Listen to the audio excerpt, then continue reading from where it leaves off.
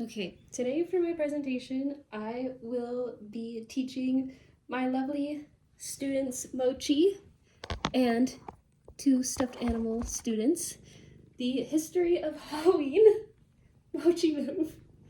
Um, Mochi's not the best student, but it's okay, we persist. So, today I will be teaching the history of Halloween in the United States. So, good evening, class. Today we'll be deep diving into the history of Halloween and its evolution in the United States. So, my curious little cats, let's get started with what is Halloween?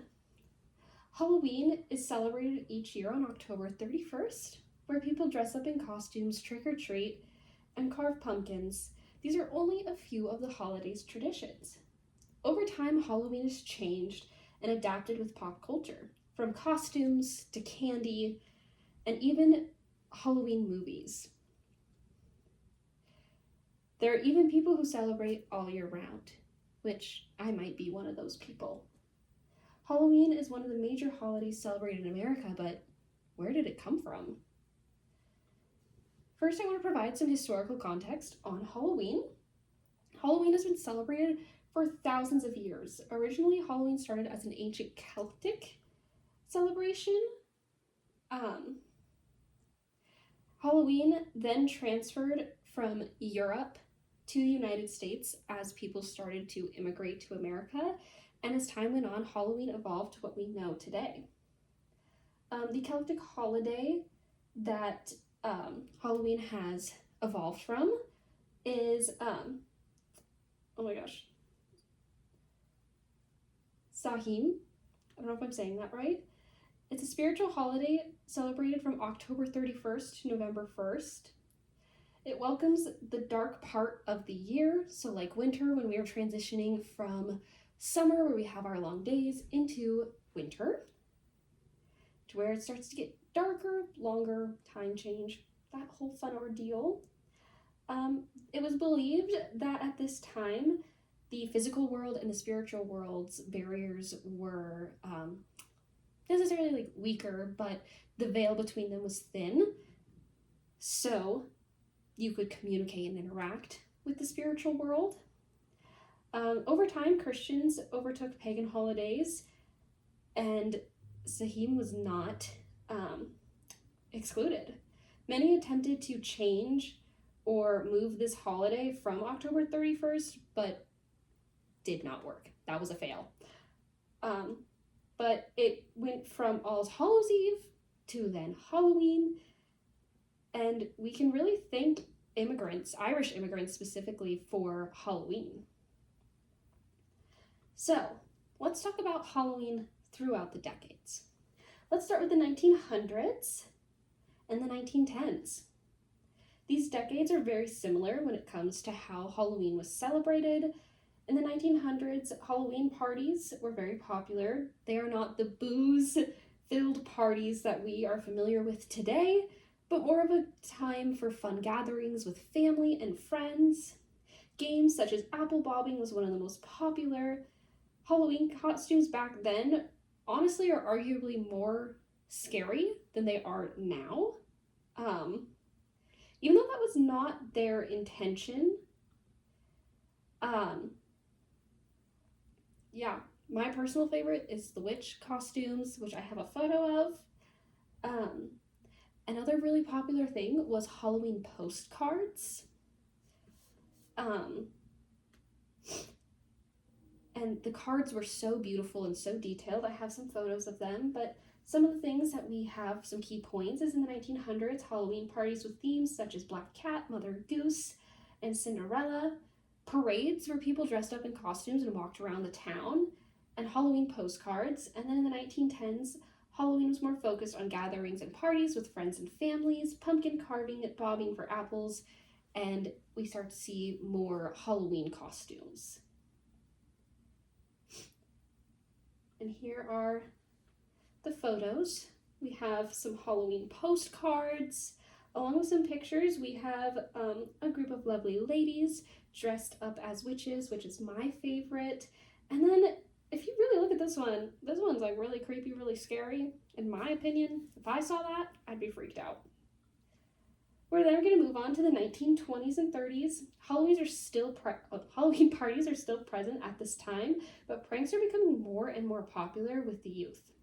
Teenagers would go out and cause chaos in their neighborhoods, causing the community to panic. There was one instance where teenage boys flipped a car and sawed off telephone poles. This sent parents into an outrage and dubbed Halloween as Black Halloween, just like how Black Tuesday was when the stock market crashed. So in the 1930s, people came up with a solution, and this is where we see the birth of haunted houses. Communities were encouraged to set up haunted houses or other activities to keep teenagers at bay and entertained. So again, our key points in the 1920s, we saw parties, costumes, and the uprising of pranks and mischief. And then in the 1930s, haunted houses or trails, stealing and pranks, and just being menaces towards the public. And Black Halloween, which is really interesting to think about, along with the fact that the Great Depression was happening. Now we move on to the 1940s and the 1950s, which I also find this time very interesting. Everyone was feeling the effect of World War II. Some towns in America considered shutting down or canceling Halloween, but a lot of towns still carried on with the festivities, dressing up, having parades and parties for the local children. At this time, we start to see a separation between adult Halloween parties and parties that were meant for children. Costumes were still handmade at this point. They've been handmade for a very long time, such as witches, ghosts, and pirates. But we also start to see a lot of racism in costumes, of people unfortunately doing blackface and just costumes that are offensive to other cultures. We also would see costumes that were very patriotic, such as Uncle Sam, considering this was after the World War. We also start to see costumes being more elaborate and reflecting pop culture. And the mass production of Halloween costumes and the growing market and commercialization of Halloween. It was starting to become advertised and viewed as a holiday that was meant for children. So ads in the papers, you would see a lot of those. So now we're going to move on to the 1960s and the 1970s. It's thanks to the 1960s we get the best Halloween song known to man, The Monster Mash by Bobby Boris Pickett. It was released in 1962, which again, most iconic Halloween song, everyone knows The Monster Mash. Stores start selling costume kits that contain plastic masks and other parts that you can kind of like sew together, rather than having to have your parent sew your costume and make it all from scratch. It just made it a little bit easier. Plus, again, the commercialization of Halloween. And again, Halloween starts to become a huge influence on pop culture. In 1978, John Carpenter's Halloween is released in theaters, becoming a hit with the youth. I personally have never seen it. I'm kind of a little baby when it comes to scary stuff, which is weird because I love Halloween, but we'll ignore that. While it was younger with the younger crowd, parents had concerns for their children being influenced by this horror movie, which we see that a lot with other horror films and just kind of Halloween in general. There starts to be this rise of like the fear of Halloween and how it influences children. But Halloween parties are still very popular with children. Costumes such as Wonder Woman, Superman, and the Tin Man were very recognizable characters. Before and during this time, children were still receiving treats and homemade sweets, along with fruit. That was a common thing. When children would go trick-or-treating, they would get handed fruit. My mom was born in the 1970s, and she said growing up, that was something she got was homemade treats and fruit during Halloween. So that is very interesting, but this is also the time we start to see an uprising in Halloween candy being produced and made and sold. There would be ads in the papers saying, like, candy corn, 39 cents per pound. So you could order your candy. Next, we're moving on to the 80s and 90s. In my opinion, the 80s, 90s, and 2000 is when Halloween was at its peak. In the 80s, we see a rise of religious concerns, um, especially with Christian parents claiming that it is the devil's holiday. This is also the time that there was the satanic panic happening and parents worried about the innocence of their children. Yet Halloween persisted and was extremely popular. One of the biggest costumes at the time were superheroes and Disney princesses. One of my favorite things that comes from 80s Halloween is the McDonald's Halloween pails. In 1986, McDonald's introduced their Halloween pails that came in 3 different varieties and were a huge hit among children. They would become so iconic that in 2023, McDonald's re-released the nostalgic plastic buckets. Yes, I do have them. In the 90s, there was more Halloween-themed movies and TV specials, some of the most known being Hocus Pocus and Halloween Town. We also start to see the popularization. So in the 90s, TV, huge. We had things like MTV. People were sat in front of their TVs all the time. This was kind of like TikTok before we really had smartphones. And Halloween was not immune to the commercialization and just the pumping of marketing and advertising towards children. You would see Halloween commercials and even Halloween TV shows, like specials, which are my favorite. There was also a big push for Halloween safety. So making sure you have reflective parts to your Halloween costumes, being aware of your surroundings, checking candy for poison and razor blades was also starting to become more popular. We see the uptick in Halloween becoming this iconic thing, but we also see the dangers of it, and parents really start to worry about their children. Now we come to the 2000s and the present time. We still have many of the traditions as we did even back in the 1900s. Pumpkin carving, trick-or-treating, and home decorating for the season. We still have traditional Halloween trademarks, black cats, ghosts, bats, etc. Today, Halloween is celebrated among many ages, from elementary school parties to college frat parties to folks gathering in their driveways to pass out candies to trick-or-treaters. One new Halloween tradition we see today is trunk-or-treating. Churches or communities will come together with their cars, decorate them, and pass out candy. This is meant to create a safer experience for children and their families. While there are good intentions, some Halloween lovers believe this is taking away from the true spirit of Halloween.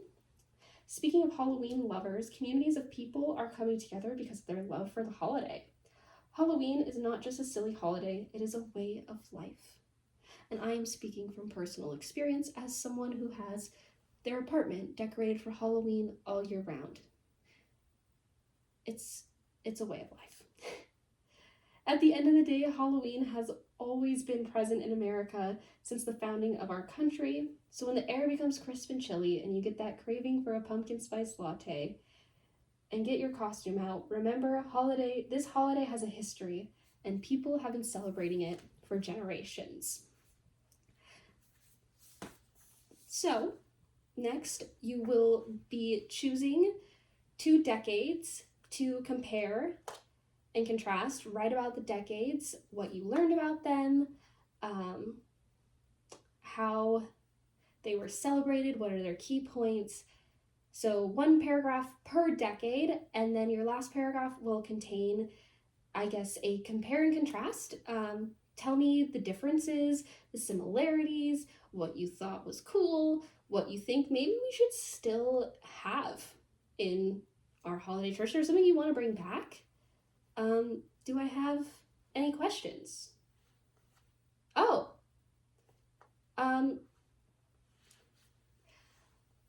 what is the I guess what's the significance really of Halloween, and like why do we celebrate it? Like what's the point?